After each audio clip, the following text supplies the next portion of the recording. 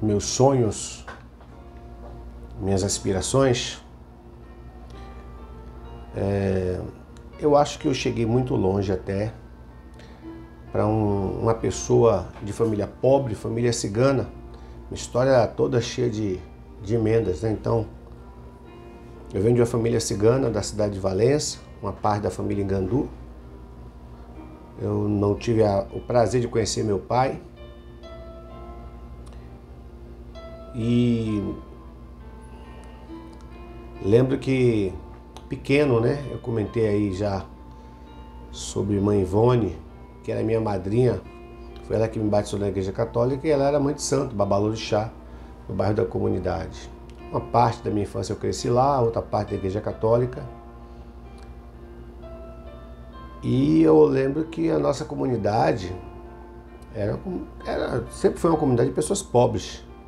Pouquíssimas famílias tinham ali uma condiçãozinha a mais. Eu lembro que poucas pessoas tinham uma televisão em casa, né? Aquela caixa que tinha uma televisão, a velha vitrola da Sonata. E a nossa casa tinha, porque meu padrasto, ele era bem remunerado e aí acabou comprando. Eu lembro que a porta da nossa casa enchia de gente para assistir as novelas antigas que passavam na TV Aratu, né? Na Record. E a gente vivia na nossa comunidade, né? Você sabe que para criança tá tudo bem, inicialmente, né? Tudo é festa para crianças, né? E eu cresci feliz, né? Eu fui uma criança pintona, assim, brinquei muito, briguei muito também. Na nossa comunidade a gente brigava muito, só que naquela época a gente brigava de manhã e de tarde, estava todo mundo junto novamente. Hoje as pessoas estão tirando uma vida da outra, né? E eu sonhava em vencer na vida, em melhorar de vida. A casa que a gente morava era uma casa de aluguel e a gente sonhava em dar uma casa para minha mãe. E o meu padrasto, ele era devoto de São Cosme e Santa Bárbara. E uma dessas vezes que ele resolveu acender vela, a casa pegou fogo. Incendiou tudo, a gente perdeu praticamente tudo. Aí reformou, pintou tudo, essa casa era alugada. E depois de muito tempo, foi quando minha mãe ela virou ogã, né? Também no terreiro de candomblé de minha madrinha. E naquele mesmo ano, eu lembro que o pé de eucalipto caiu na nossa casa. Enorme, de mais de 30 metros de altura. E eu estava dentro de casa e quase que eu morro nesse acidente. Foi terrível. A partir dali, minha mãe percebeu que o caminho era Jesus. E ela começou a frequentar a igreja, começou a ir para a igreja e levou Jesus para a nossa casa. Aí eu fui conhecer Jesus já com 19 anos. E esse acidente foi aos 15 anos de idade. Como comentei, né? As drogas vieram, atrapalhou nossa vida. E eu queria trabalhar, queria vencer na vida. E confesso que eu não tinha perspectiva de futuro, só tinha sonhos. E a nossa comunidade, ela tinha os movimentos, na época, os movimentos sociais, que inicialmente a gente pensava que seria pela luta realmente pelo povo, e hoje é chamado de luta de classes. Fomos ensinados a odiar ricos, fomos ensinados a não gostar de ricos, que o que se passava pra gente naquela época era que rico era opressor, que rico só queria fazer riqueza na vida do pobre, era um inferno naquela época. E a gente acreditava em tudo aquilo. Os anos foram passando, eu fui me ocupando mais com minha vida, o mundo político foi girando, sozinho, caminhando, e vieram os meus filhos. Eu tive que trabalhar, tive que me virar para trabalhar. Eu já tive várias profissões para poder conseguir ganhar dinheiro. Nesse mesmo tempo, minha mãe doente, minha mãe não podia mais trabalhar, e eu trabalhando para alimentar a família, alimentar os primos que ficaram com minha mãe, ela tomando conta, filho meu também, né? E depois a gente mudou para a casa de minha mãe, eu e minha esposa, a gente mudou, fomos morar lá, e na época era um barraco de tábua. Eu lembro que nessa época, era o único barraco de tábua do bairro, era nosso, bem na rua principal. E a gente começou a nossa luta para construir. Minha mãe não tinha condições nenhuma de ajudar. E eu fui me virando como podia, né? Todas as minhas férias, era o dinheiro eu comprava material para botar na casa. E a gente foi lutando ali. Cresci dentro da empresa que eu estava trabalhando, comecei a ganhar um pouco mais. Minha esposa começou a trabalhar.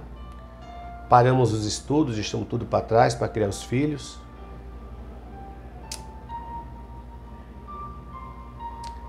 E quando eu cresci, cheguei aos 20 anos praticamente, foi quando eu fui para a igreja, né? E na igreja a minha vida passou por uma reforma radical. Eu comecei a estudar mais, fui para o seminário teológico de 4 anos, estudei. E antes mesmo de terminar o seminário, eu já tinha sido enviado para ser pastor fora da cidade de Salvador, na cidade de Santo Antônio de Jesus, onde eu tive muitas experiências, muitas lágrimas, mas também muitas alegrias. Construí muitos amigos naquele lugar, na cidade. Minhas filhas, por sinal, nasceram lá. Eu tinha um sonho de ter filhas mulheres, nasceram em Santo Antônio de Jesus. E isso aí já no ano fui para Santo Antônio de Jesus em 96, a minha mãe morreu em 95.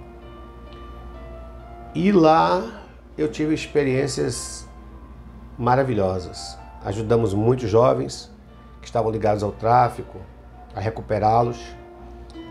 Fizemos um trabalho ali durante 8 anos, lutando, né? Um lugar bem pobre, bem difícil, porque o poder público não entrou e nem entra lá de verdade, né? A comunidade fica isolada, jogada lá. O povo só vai lá na época de eleição, atrás de voto. E a gente distribuía biscoito, pão, sopa. A gente fazia um trabalho social lá enorme lá na comunidade, aos sábados, para poder conseguir salvar o povo da fome, das dificuldades que surgiam no dia a dia. E mesmo assim a gente construindo, né? Larguei tudo em Salvador, fechei comércio, saí de trabalho, saí de tudo. E ficamos ali 8 anos, depois fomos para a cidade de Amargosa também. Tivemos ótimas experiências. A Amargosa, ela foi um presente para nós também. O povo que nós conhecemos em Amargosa. Temos muitos amigos ali em Amargosa, pastores, irmãos de igreja, pessoas não crentes. Até hoje, quando eu chego na cidade de Amargosa, eu vou visitar o pessoal, eu tenho uma recepção muito boa, um carinho enorme do povo de Amargosa. É muito gostoso, a cidade é muito boa. E aí foi quando eu retornei a Salvador para poder retomar a construção da minha casa. Ficou parada há 11 anos. E aí começamos a luta para construir. E graças a Deus hoje temos um imóvel valorizado, mas tudo lutando com minhas mãos. Sem ajuda de governo, sem Minha Casa Minha Vida, sem nada. Lutando. Os filhos cresceram, nos ajudou bastante, graças a Deus. Contribuíram como puderam contribuir para a gente ter hoje o que a gente tem. E aí eu voltei para os estudos. Está na hora de retomar. E aí concluímos, fomos para a faculdade, né? Estamos já prestes a fazer a conclusão do curso de Administração Pública. E me inclinei para a vida previdenciária e tenho trabalhado muito nessa área, aposentando pessoas, ajudando pessoas, em parceria com amigos que são advogados também. E então eu comecei a perceber que eu precisaria dar uma resposta, devolver o que o Brasil de alguma forma fez por mim. E aí eu lembro que em 2014 eu tinha recebido uma profecia que Deus faria com que o meu nome fosse conhecido na Bahia e que Deus me honraria, me exaltaria. E aí veio uma palavra profética. E um dia eu acordei e entendi que eu precisava militar no mundo político, porque o cenário que o Brasil estava vivendo era caótico. A era democrática foi roubada. A democracia para o nosso povo foi tirada. E foi tirada por esses partidos que se diziam lutar pelo negro, lutar pelo gay, lutar pelo pobre, lutar pelo trabalhador. E nós fomos enganados. Infelizmente fomos enganados. O Partido dos Trabalhadores, ele simplesmente acabou com o Brasil, destruiu com o Brasil, trouxe desunião, trouxe ódio. Eu falo porque eu vivi isso na pele. Eu sou líder evangélico, queridos. Eu não podia chegar em determinados grupos para poder falar que eu era líder evangélico, porque a turma já me olhava com maus olhos. Entendeu? Passei muita discriminação, intolerância religiosa, ameaçado de morte por ser pastor, 3 vezes, sem ter feito nada, sem ter roubado, sem ter ido atrás de mulher de ninguém. Sempre procurei ter minha vida resguardada no Senhor. Agora, calúnia a gente vive a vida inteira, é normal. E aí eu vi o Brasil passar por uma transformação. E eu fico preocupado com alguns amigos meus que ainda não conseguiram enxergar. Querido, nós fomos roubados. Nossa esperança foi roubada. Eu lembro que eu tinha votado... Eu não gostava de Lula, mas no primeiro mandato dele eu resolvi parar para votar nele, né? Resolvi votar nele.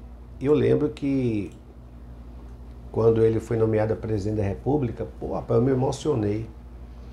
Por que eu me emocionei? Porque eu achava que todos os presidentes que passaram pelo Brasil, eles eram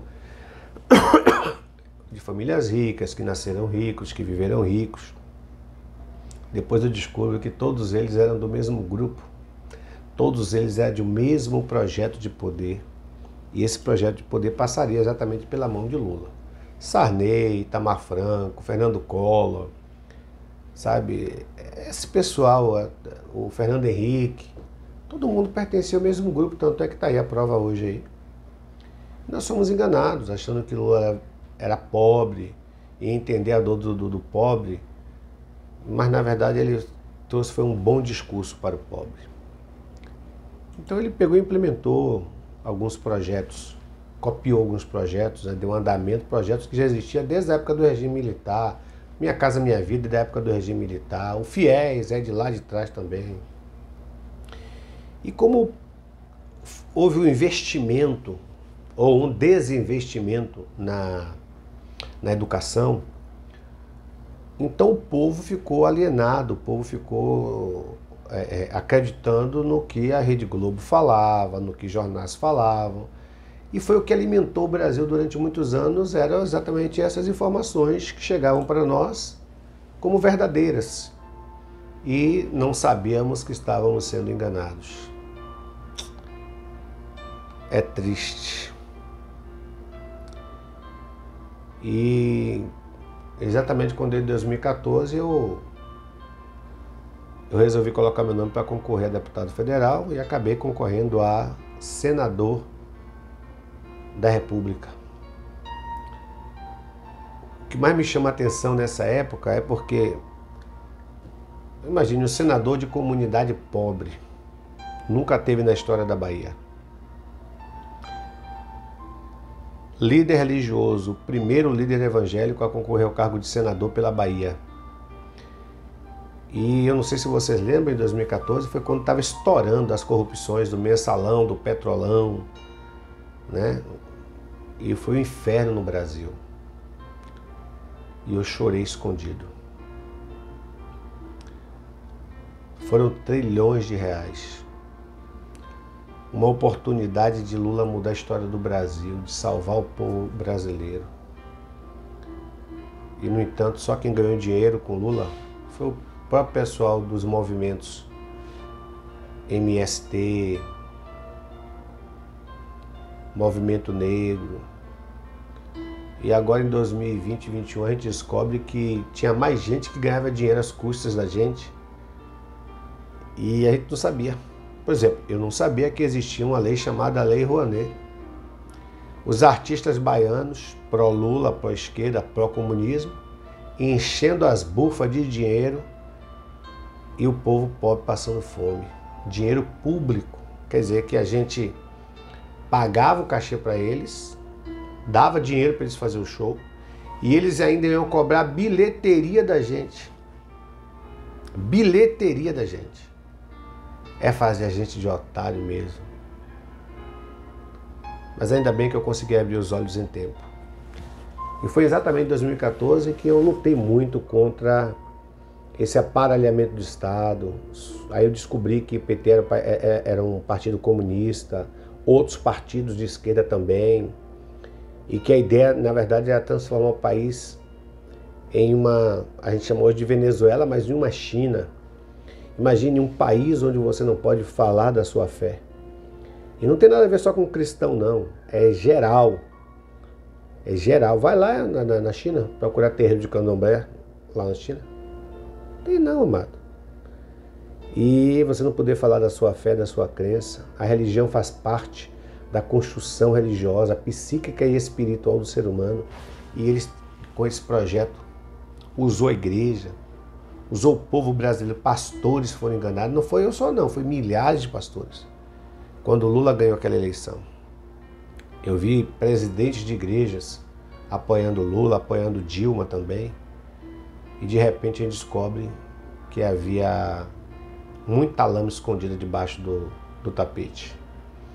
Recobramos ânimos e fomos para a luta. Em 2014 nós tivemos quase 16 mil votos, brigando, discutindo contra Gedel Vieira Lima, que foi preso com mais de 50 milhões. Otto Alencar, na base do PT. Tive que, infelizmente, chamar de Pinóquio. Mentiras. O senhor de um médico, pessoal, pelo amor de Deus, mentindo o povo baiano na época das eleições.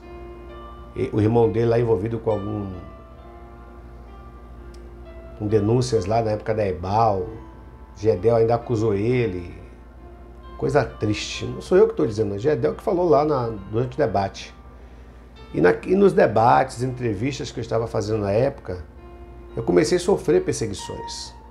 Porque os entrevistadores só queriam perguntar para mim sobre legalização de maconha e sobre a questão LGBT. Ninguém queria discutir comigo sobre temas realmente que o país realmente precisava mudar na época, né? Em 2014. O presidente Bolsonaro ainda não sei se ele já pensava em ser presidente, mas naquela época eu não o conhecia também ainda. E aí então nós vimos, mais uma vez, a Bahia cair nas mãos desses grupos aí. E o povo baiano, queridos, o povo baiano é um povo pobre, é o povo que passa necessidade. E tudo por causa desses governos aqui no estado da Bahia. Pra você ter ideia, né? Na data que eu estou gravando este vídeo para vocês aqui, que já é o mês de maio, existem mais pessoas que recebem Auxílio Brasil do que pessoas com carteira assinada. O primeiro estado do Brasil, o descobrimento do Brasil foi aqui na Bahia, em Porto Seguro, e a economia da Bahia quebrada. Os governadores que passaram por aqui, desde o carlismo até o petismo, destruíram tudo. A Bahia se tornou um estado atrasado. O setor ferroviário atrasado. As estradas sempre foram feitas para ficar esburacadas. O povo da zona rural não conseguia escoar os produtos. Esses produtos acabavam tendo que ser levados para as feirinhas somente, não podia escoar para as grandes capitais. Tudo ficando caro, porque esses caras não investem. O mais triste para mim é o que eles fizeram no setor de educação, em especial nas faculdades. As faculdades da Bahia, a faculdade pública da Bahia, virou, na verdade, um centro de narcotráfico, né? Porque drogas são vendidas ali dentro. Movimentos que se dizem revolucionários. Você chega nas faculdades hoje, está um lixo, fedendo a bosta, lugares onde as pessoas se escondem para fumar maconha, para poder queimar o biscoito lá, né? Ter sexo lá dentro das faculdades. E os nossos jovens, eu posso falar assim, os jovens dessa última geração, eles não estão preparados para o mercado de trabalho. A maioria não está preparada para o mercado de trabalho. Porque aprenderam o que lá? Qual a profissão que eles aprenderam? Aprenderam nada, pessoal. Saíram de lá com a mente socialista, com uma ideia atrasada de governos que não dão certo, que não funciona, que não prospera. Venezuela, Argentina, tá aí, a Bolívia.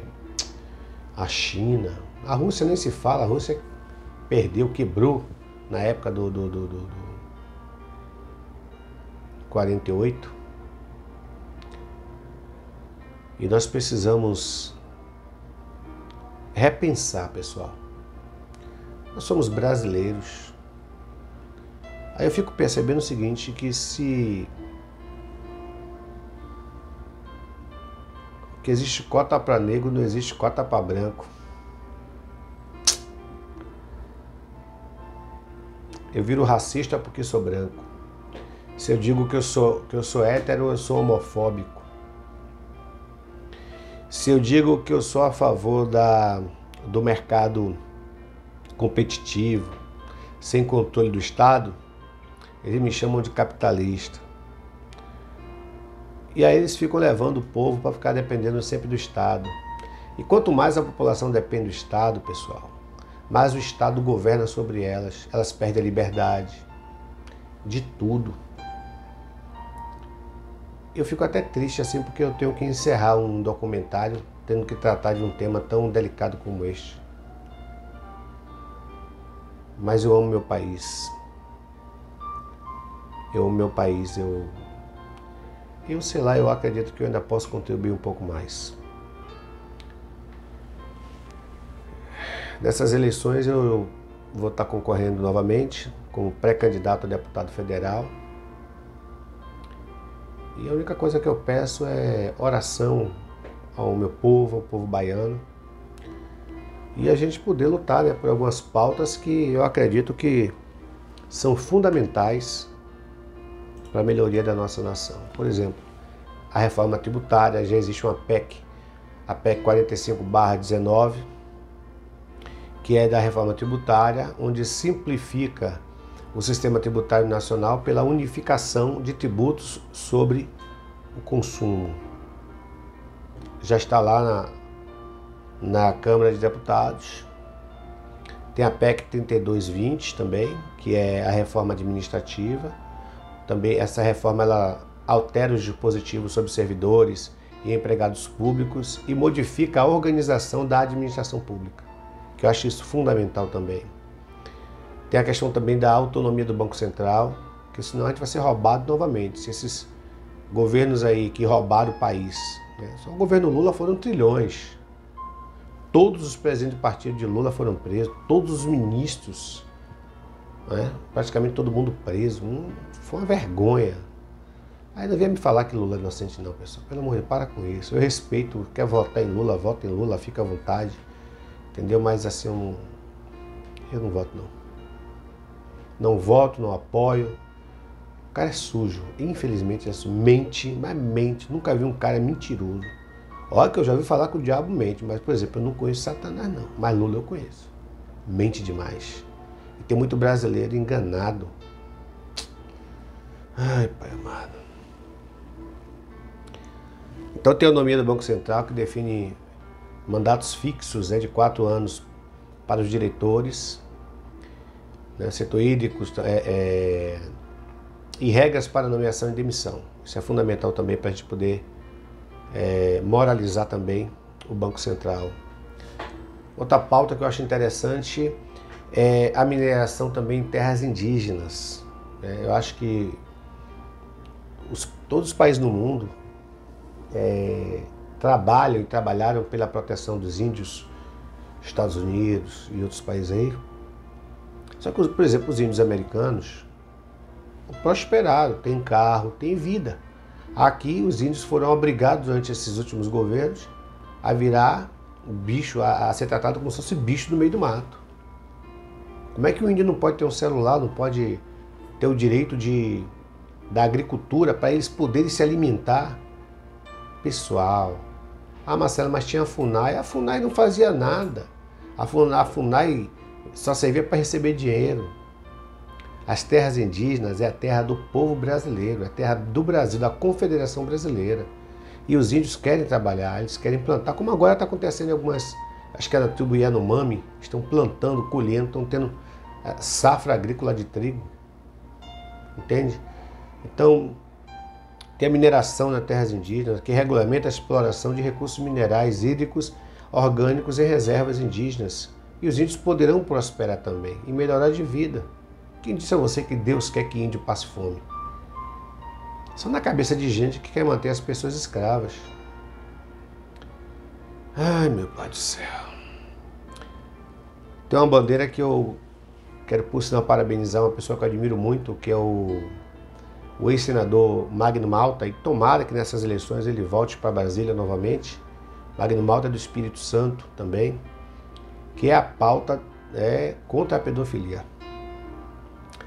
A pedofilia, queridos, para mim tem que ser tratado como crime hediondo. E tem que aumentar a pena em casos de abusos de menores cometidos por sacerdotes, pastores. Olha que eu sou líder evangélico, hein? Sacerdotes, pastores, profissionais de saúde, de ensino ou pessoas com confiança de vítima. Essas crianças, elas vão para a igreja, seja católica, espírita, bandista, não importa. Eles vão para esses centros religiosos.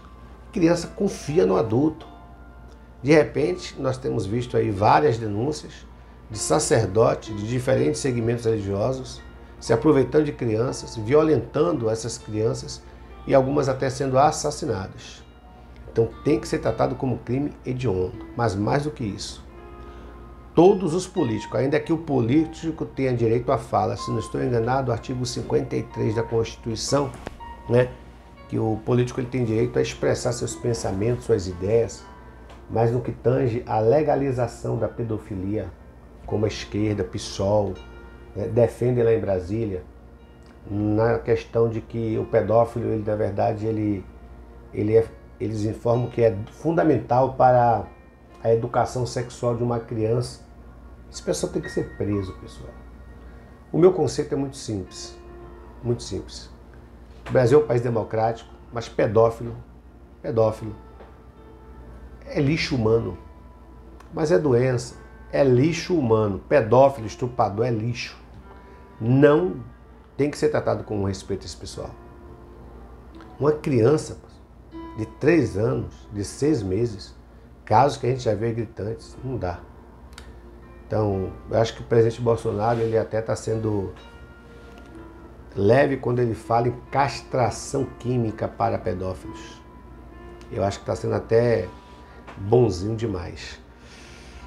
Além disso, nós temos várias outras pautas, que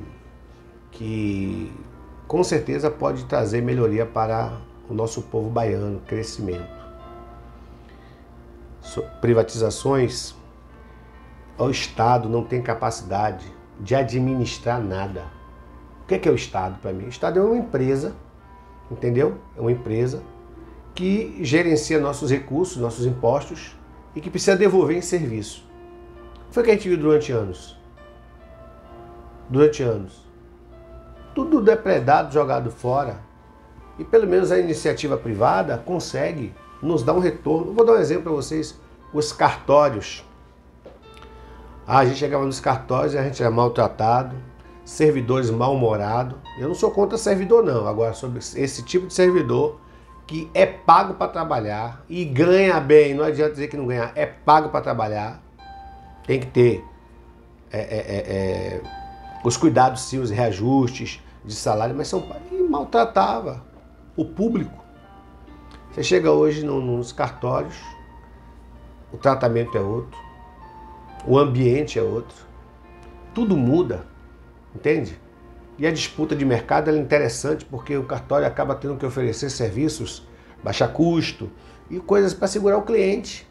E no Estado, o povo abusa, infelizmente, abusa. E a gente não recebe o que deveríamos receber, que era o tratamento para o qual nós pagamos, porque são nossos impostos que pagam o servidor público e eles acham que eles são os patrões de nós, os empregados. Não é bem por aí. Todo servidor é igual o político. O político tem que entender que ele é pago para trabalhar para o povo e não o contrário. Então vamos... Eu quero, pessoal, até encerrar esse documentário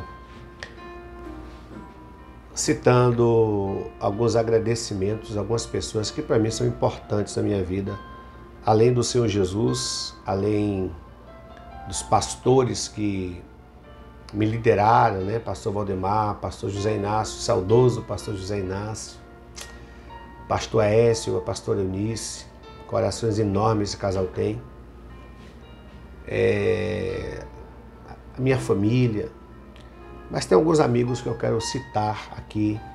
Não vai dar para citar uma lista enorme, mas esses é porque eu e eles nós sabemos, né, da afinidade e do carinho que eles sempre tiveram por mim, o cuidado, me tratam como um irmão de sangue, tem um cuidado comigo enorme, né? Tem o pastor Erivaldo de Jesus, da cidade de Lauro de Freitas, pastor Carlos Palma, meu amigão, Deus te abençoe, pastor Oswaldo de Pojuca, saudade, gente fina ali também.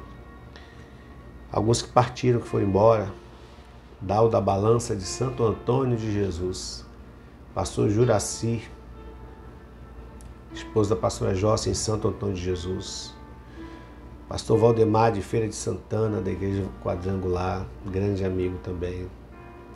Então tem muitos, assim, não vai dar para citar muita gente, mas tem muitas pessoas que eu tenho uma admiração enorme. Eu costumo dizer que na casa que eu tomo café, o povo vira minha família. Eu quero agradecer a todas as pessoas que já congregaram com a gente, que já estiveram conosco, aqueles que estão firmes, que caíram. Eu só tenho a agradecer aos amigos da minha mãe, dos meus parentes, a minha sogra querida, que sempre foi uma mãezona pra gente, minha velha Dinalva, que Deus continue abençoando. Eu costumo falar que os melhores amigos da gente sempre estão na nossa própria casa. Mesmo nos momentos ruins, difíceis, são eles que estão lá com a gente. E eu quero encerrar agradecendo a Deus e orando. Quem eu vou apoiar para quê? Para presidente da República? Eu vou estar apoiando com certeza o presidente Bolsonaro, né? É pela primeira vez na história do Brasil, tem algumas coisas que ele fez que é interessante. Por exemplo, no governo dele, o grupo dele executivo, não roubou, não tem crime, não tem nada na justiça. Mas roubou. Prova que roubou, eu vou dizer que roubou. Mas enquanto ninguém provar, pra mim, não roubou. Porque não tem. Se tivesse, o STF já tinha derrubado eles de lá. Com certeza. E a própria bancada também não estaria do lado dele. Então não houve roubo, não houve roubo. O homem, graças a Deus, tem trabalhado com honestidade e a gente tem que respeitar isso. Tem que respeitar isso. Porque a gente passou a vida inteira brigando para ter políticos sérios em Brasília. Na hora que chega um, tem gente que odeia o cara, vai entender. Mas para mim, quem odeia é ladrão. Ladrão, corrupto, gente safada, descarada, que tem ódio no coração pelo ser humano. Não precisa ter ódio. Não gosta, paciência. Agora tem outra coisa que ele fez assim, que eu nunca vi. Se alguém já viu, comenta aí. Mas baixar impostos no Brasil, onde? Zerar imposto da gasolina, onde a gente já viu isso? Do gás de cozinha, onde? Baixar imposto sobre alimentos, sobre produtos farmacêuticos, sobre remédio, onde? Eu nunca vi um negócio desse. Aí eu tenho que me inclinar e dizer o seguinte, bom, eu não tenho um político de estimação, mas eu tenho que reconhecer o trabalho profissional de uma pessoa que faz o trabalho bem feito. E ele está fazendo. A equipe dele está fazendo. O Brasil está bom? Que está longe de ficar bom, pessoal. Está longe de ficar bom. O que os outros governos fizeram no Brasil, acabaram com o país, destruíram o país, arrebentaram com o país. Consertar dá trabalho. É igual você pegar a casa de herança que ninguém cuidou e você tem que cuidar a partir de agora. Aí você vai ver a dose, como é que funciona. Meu governador vai ser João Roma, com certeza. João Roma, assim, um dos pontos que eu mais admiro nele é a simplicidade do cara. A pandemia chegou e junto com a pandemia veio tragédia, chuva para todo lado. Eu nunca vi um ministro de cidadania ir para o meio da lama carregar a cesta básica para socorrer as pessoas nas chuvas, principalmente no sul da Bahia, que morreu pessoas lá. Ele se instalou com a equipe dele lá e só saiu quando começou a ver os resultados acontecerem. Socorreu outros estados também. Mas eu acho que a grande jogada assim do João Roma foi que ele percebeu a fome na Bahia durante a pandemia, e depois praticamente da pandemia sobrou aí muita gente desempregada. E o cara virou o pai do Auxílio Brasil. Bolsa Família, pelo amor de Deus. Ajudou? Ajudou. Mas esse aí agora, o Auxílio Brasil, rapaz, e ele foi lá, além disso, ele conseguiu que o presidente, junto com o Paulo Guedes, né, o grupo lá em Brasília, aprovasse que esse tipo de auxílio ficasse permanente. Eu tenho um conceito comigo. Quem mata a minha fome vira meu amigo. E se João Roma, junto com o presidente Bolsonaro, matou sua fome, te ajudou durante esse momento de crise que o Brasil passou, eu acho que você deveria ser amigo dele. Então, assim, meu voto, meu trabalho vai ser para ajudar essas pessoas aí.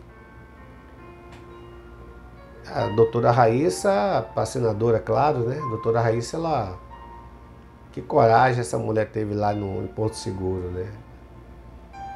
Acreditou no tratamento precoce, fez o tratamento e salvou centenas de pessoas lá. Uma pessoa com o pé no chão, caráter. Eu acredito que esse time, acredito que pode somar muito. Então, eu só peço a vocês aí, baianos especialmente, que ore aí pelo governo atual, né? Todo o povo de Deus. Eu tenho visto já a mobilização das comunidades evangélicas, católicas, espíritas e outros grupos também se preparando para reeleger o presidente Bolsonaro, para fazer a coisa acontecer. Tamo aí. Eu quero orar com vocês e agradecer a Deus. Querido Deus, eu quero entregar em tuas mãos a vida de todo o povo baiano, do meu povo brasileiro. Quero agradecer porque o Senhor me fez chegar muito longe. Obrigado, Jesus. Obrigado porque mesmo eu sendo pequeno, pobre, as tuas mãos se estenderam sobre mim e me fez sonhar. Enquanto o Senhor me deu a oportunidade de vida, Senhor, eu quero que o Senhor me dê força. Força para lutar, para ajudar como eu puder ao meu povo, meus parentes, ajudar, meu Deus amado, o povo baiano. Estou aqui, Jesus. Conte comigo, Senhor. Graças a Deus. Queridos, obrigado. Peço a vocês que compartilhem com seus amigos e vamos para cima, tá bom? Se inscreva em nossos canais, nossas redes sociais, nos acompanhe. E você que porventura estiver precisando de alguma orientação na área previdenciária, entre em contato conosco aí no privado e a gente vai procurar te ajudar o máximo que a gente puder, tá bom? Um cheiro, um beijo do coração.